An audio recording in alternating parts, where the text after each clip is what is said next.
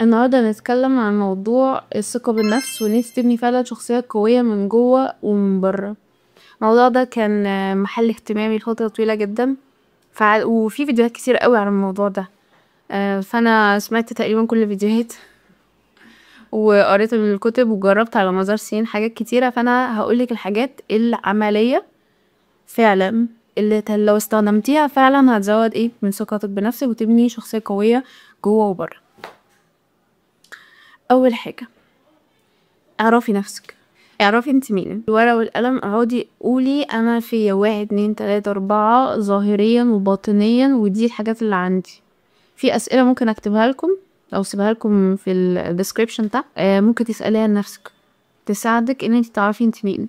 لازم يبقى عندك صورة واضحة عن انت مين، ايه الحاجات القوية اللي عندي وايه الحاجات الضعيفة اللي عندي، شكليا وباطنيا وكل حاجة. هنبدأ نشتغل. مين دي؟ يعني هتشتغلي على مين؟ انت مين؟ اعرفي انت مين.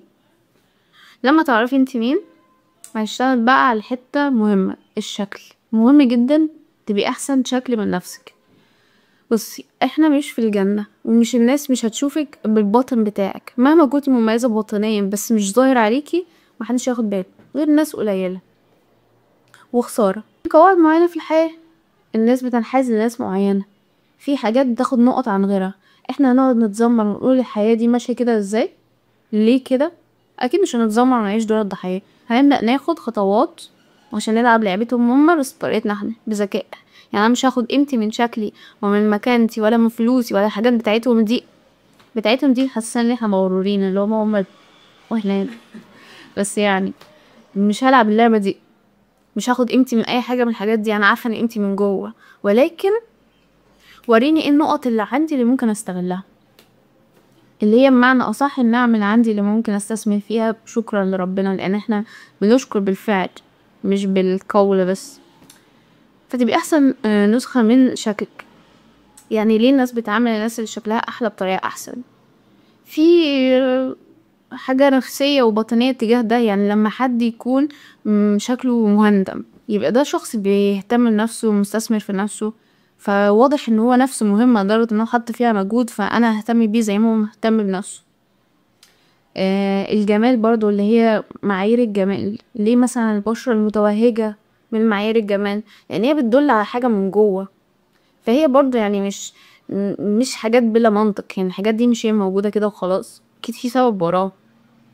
فاحنا مش هنعيش ضحايا القواعد خالص. انا متفهمة ان القواعد دي لها منطق، بس انا هستغلها. ماشي، انتوا عاوزين الدنيا تمشي كده، خلاص خلينا نشوف انا ممكن اتطور في ايه واطوره. ولكن انا من جوه مدركة الاطراف كلها، مدركة وجهة نظري ان انا ما باخدش قيمتي من الحاجات دي، ومدركة وجهة نظرهم ان هما بيميزوا الحاجات دي لسبب.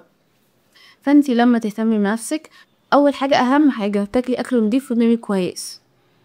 اكل نضيف ونامي كويس بجد. يعني اما تبقي نضيفة من جوه، معدتك نضيفة، البكتيريا اللي جوه مش بكتيريا ضارة، كلها في بكتيريا نافعة. هم اصلا بيقولوا ان البكتيريا اللي في المعدة بتأثر على المخ، المشاعر وكل حاجة مربوطة ببعضيها. فانتي لما تبقي نضيفة من جوه، بتاكلي كويس، بتشربي مية وبتنامي، ومن بره بقى بتحاولي تعملي اللي هي الرياضات اللي بتقوي الجسم، اللي هي المقاومة، الحاجات اللي بتقوي الكور بتاعك اللي بتشد الجسم دي. انت تلقائيا لما تبقي واكله كويس، اكل كويس محسسك كويس، ومثلا متمرنه كويس وجسمك حاسس بمشاعر ايجابيه، ولابسه كويس، كويه لبسك، ولابسه لبس المناسب لشكل جسمك انتي، ولابسه الالوان المناسبه للاندرتون بتاعك انتي، وعامله لفه الطرحه اللايقه معاكي انتي واللي حابه نفسك فيها، لابسه اكسسوارات بتعبر عنك انتي. لو عملتي كل ده بتلقائيه هتمشي في الحياه كده، وما تطلعيش من البيت وانتي مش مهندمه. انتي تستاهلي تبقي مهندمه، مش عشانهم، بس احنا بنلعب لعبتهم برضه. اتمنى تكوني فاهماني. يعني انا مش بنزل بلبس كويس عشانهم، ماشي، انا هاخد نقاط مهتمية بنفسي فالناس هتهتم، دي برضو بونص، ولكن عشانك انتي برضو انتي تبقي نازلة حاسة انتي حلوة. اوكي، يبقى اول حاجة تستثمري فيها هو شكلك. تاني حاجة، بعد ما عرفنا احنا كنا عارفين اصلا نقاط ضعفنا في شكلنا ازاي لما عرفنا احنا مين في الاول. لما تعرفي بقى نقاط ضعفك الباطنية بقى، تبداي تشتغلي عليها واحده واحده وواحده واحده. ليه؟ لان من ثقتك في نفسك، او انا ازاي بثق في حد اصلا ان هو حد اقدر اعتمد عليه. اعتمد عليه يعني كلمته، وهو ما بيقولش غير الكلمه اللي هيعملها، لو مش هيعملها ما بيقولهاش.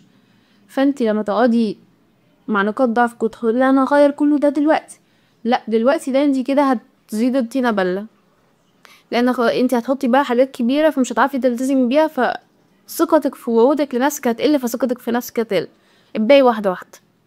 انا مثلا هبدا بحاجه واحده. انا مثلا هاكل لحد ما احس ان انا 80% شبعان، لسه ما غيرتش اكلي اهو، ما عملتش اي حاجه، انا بس قررت ان انا الاسبوعين دول هبقى مدركه جسمي وهو بياكل.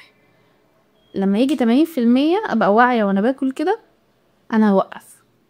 ده وعد انا خدته لنفسي والتزمت بيه ولقيت منه نتائج، فانا بدات اثق في الانسانه دي.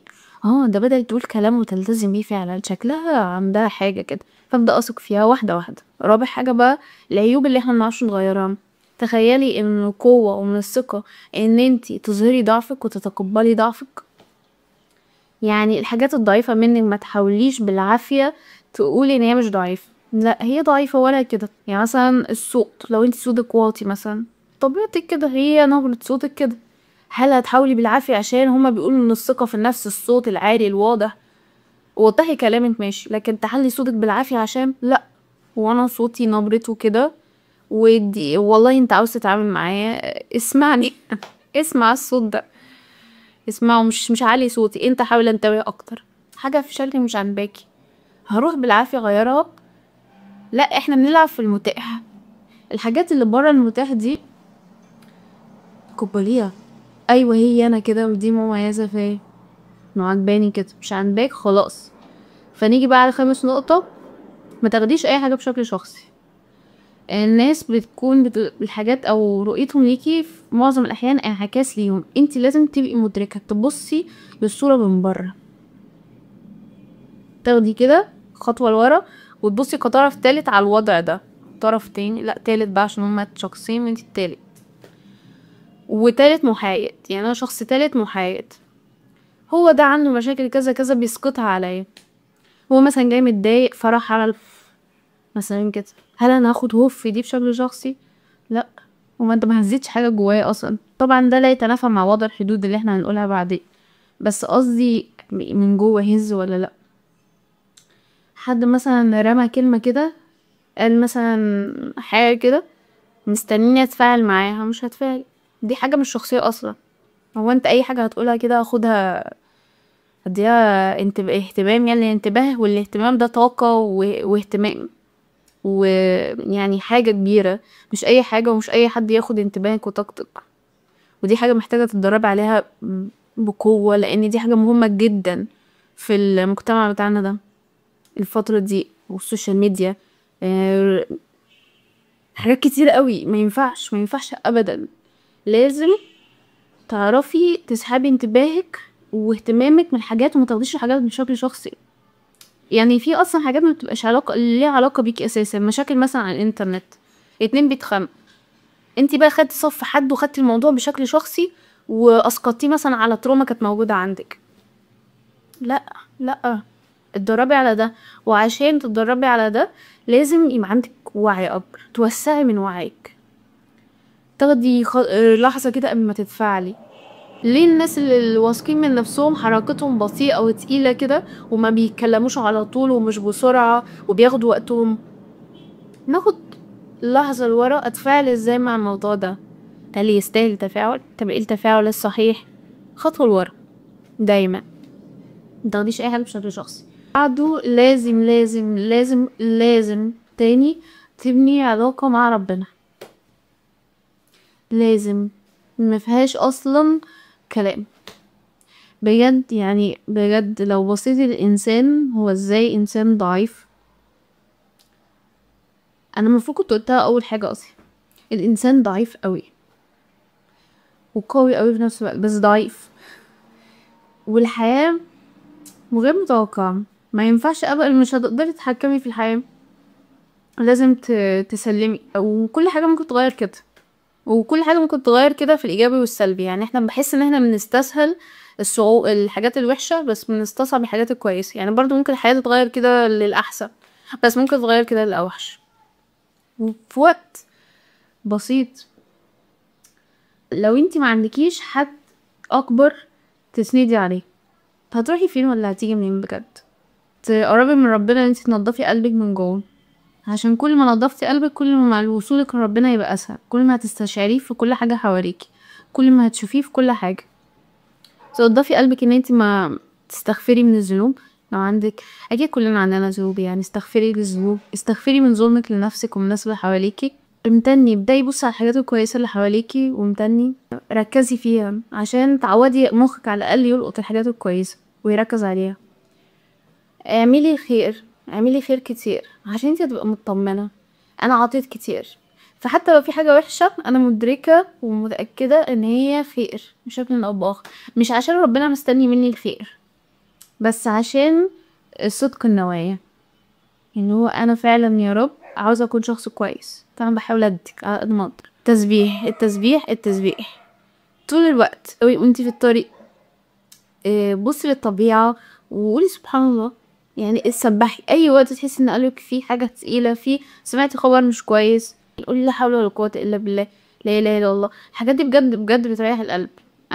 هو اكيد كلام معروف يعني، بس انا لازم اقول الحتة دي كمان. فكرة لما تشوفي حاجة كويسة برضو اشكري ربنا، باركي الحاجة، قولي ربنا يزيد ويبارك، ربنا يرزقني، ما شاء الله. ان انت مدركة ان في حد بيمشي الامور بعيد عن اي حاجة، دي لوحدها هتخليكي قوية وواثقة فعلا في نفسك، لان انت عارفة ان الثقة دي مش من عندي، ده كمان من عند ربنا، وان كل حاجة دي عندي فهم ربنا ومن الله الى الله. فرجعي فضل كل حاجة لربنا، متتغريش. ده اللي بيفرق بقى عن الغرور والثقة. ان الغرور انا كذا، لكن الثقة هي انا عارفة ان عندي حاجات كويسة واشتغلت عليها، ولكن كله ده في الاخر من الله الى الله. يعني هو كل حاجة انا وصلت لها من ربنا اصلا. وجودك نفسه، الناس اللي بتحبك، الناس اللي سبحان الله انت ممكن تشتغلي على شكلك اللي احنا قلنا عليه في الاول بس مبقاش عندك قبول، الناس مش قابلاكي، فالقبول ده من عند ربنا. الوصول لنتائج من عند ربنا. ممكن افضل اعمل رياضة وما اوصلش لحاجة، ممكن اعمل رياضة واوصل لحاجة، ما هو ده من عند ربنا برضو، كله بفضل ربنا. فعلاقتك بربنا لازم تشتغل عليها، وبحس ان هي محتاجة فعلا شغل كتير ان هي تبني ايمانك وثقتك وتسليمك بربنا. لان هي حاجة مش سهلة. الاسهل ان انتي تأمني بحاجة انتي شايفاها، اسهل ان انتي تأمني مثلا ان انتي عندك واسطة تمشيلك الامور، لان هو انسان انت شايفاه وشايفاه في موضع قوة ومتأكدة ان هو عنده علاقات وبتاع، فانت شايفاه، فسهل التأمني بالموضوع. الاصعب ان انت تأمني من ربنا هيمشي كل حاجة دي عشاني، ده محتاج تدريب. الخطوة اللي بعد دي بقى ان انت تعرفي تحطي حدود. انت لما تكوني عايزتي انت مين، بنيتي علاقة مع ربنا، حسيتي باطمئنان من جوه وبدأتي تثقي في وعودك وفي الاكشن اللي انت بتعمليه في الحياة، هتبدأي تعرفي تحطي حدود. لان الحدود لو انت متعرفش تحطيها فهو خوف، عدم امان من جوه، انت معتمدة على حد او على حاجة فمش عارفة تسيبيها. فلما تبقى عندك اساس من جوه تبداي تعرفي تقولي لا. لان انا قلت لا، لو حد اتضايق من قولي لا عادي، ما انا عارفة ان كله من ربنا في النهاية، ف عادي انا ممكن ازعل عليه اكيد، ما احنا بشر، مش هنتعامل بالمنطلق ان انا جامدة جدا ما بتضايقش من حاجة، لا بتضايق. بس انا عارفة ان المشاعر اللي انا اتضايقت بيها دي ربنا هيحلها لي، او انا عارفة اتعامل معاها لما عرفت نفسي. الشخص لو مشي في غيره هيجي، لان رزق ربنا واسع. او انا عرفت مثلا ان انا بعرف ادي حاجات معينة في العلاقات، فانا عارفة ان انا بدي قيمة ومش هدي القيمة دي ببلاش، لا انا هديها مش عشان اخد، مش اللي هو انا بديش حاجه بس انتي فاهمه ان كل العلاقات لازم تاخدي وتدي، ما ينفعش علاقه رايحه بس وجايه بس حتى يبقى فيها خلل. فتبداي تحطي حدود، وتبداي تحطي حدود لنفسك. الحدود مع الناس مهمه، ولكن تحطي حدود لنفسك دي مهمه جدا. تعرفي امتى تقولي لا لنفسك، وامتى تقولي ماشي، وامتى تاخدي القرار. وهنعمل القرار ده، معلش الشمس بقى بتنعكس على وجهي، اعتبروه اي حاجه. اعمل ايه؟ اغير مكاني، كل مكان فيه شمس، هنا ضلمة شوية. ما علينا. هنعتبر الشمس دي كأنها فلتر ولا حاجة. تعرفي تحطي حدود لنفسك وتقولي لأ على الحاجات اللي انتي لازم تقولي لأ عليها. تقولي لأ على المواقف اللي انا مش هحط نفسي فيها علشان انا احسن من كده. انا مش هفكر في المشكلة دي، انا مش هتذمر واتكلم عن الماضي، انا مش هقارن نفسي بحد. المقارنة يا جماعة دايما ظالمة لجميع الاطراف. متعرفيش قدر حد، متعرفيش الحياة مخبيالهم ايه ولا خدت منهم ايه ولا هتديهم ايه، متعرفيش اي حاجة. المقارنة كلها حاجة غير منطقية اصلا. يعني لو قعدتي كده بالمنطق ان انتي تقارني نفسك بحد غير منطقي. احنا استثمرنا مشاعريا وشكليا، ممكن نستثمر عقليا بقى. تبدأي تثقفي نفسك اكتر، وثقفي نفسك اكتر مش انتي تفضلي تقري تسمعي بس. حاولي تترجمي الحاجات انتي اللي قريتيها وسمعتيها دي لكلام، يعني حاولي تصوغيه. شوفي طريقة عرضك للمواضيع هتبقى عاملة ازاي. ما انا كنت بقعد كتير اسمع حاجات كتير بس ببقى عاوزة احكيها لحد واقول ده انا سمعت كذا كذا، انا قريت كذا كذا، مش فاكرة حاجة او مش عارفة اصيغها. خلاص هي كانت في مرحلة ما هي وقفت عندي مش عارفة اديها اللي قدامي. بس في النهاية يعني كله واحدة واحدة، ومحتاج نفس طويل وصبر والتزام. دي بقى النهاية بتاع كل حاجة. اي حاجة في الحياة محتاجة نفس طويل وصبر والتزام، نفس طويل وصبر والتزام، تقبل الوضع. يعني وانتي بتعملي ده ما تحاربيش نفسك القديمة، تقبليها وشكرا ان هي على الاقل وصلت للوعي ده. يعني شكرا لنفسي القديمة اللي بتتفرج اصلا، او الناس اللي مش عاجباني دي بتتفرج على فيديو زي ده وبتاخد نوتس وشايفة دي ممكن تبقى احسن. المهم اتمنى ان انتي تستفيدي من الموضوع ده، تبداي تطبقي. متهزريش معايا في الموضوع ده، يا تطبقي. ممكن تقوليلي ما آلت إليه الأمور لما تطبقيه، يعني التعليقات دايما مفتوحة. مش عارفة أقفلها يوما ما ولا ايه، بس يعني ما أعتقدش خير التعليقات موجودة. فانتي ايه علقي وقوليلي، نشارك الفيديو لو حاسة مفيد يعني. واكيد حاسة مفيد. انت تهزري معايا انت وقلت ما تهزريش معايا ايه ده؟ ما تهزريش. شاركي بقى لما ما حد حاساه يستفيد منه. يمكن مش اي حد بيسمع الكلام ويحاول يفهمه ويستفيد منه. مش اي حد. اشكري نفسك على ده عموما يعني. الى اللقاء.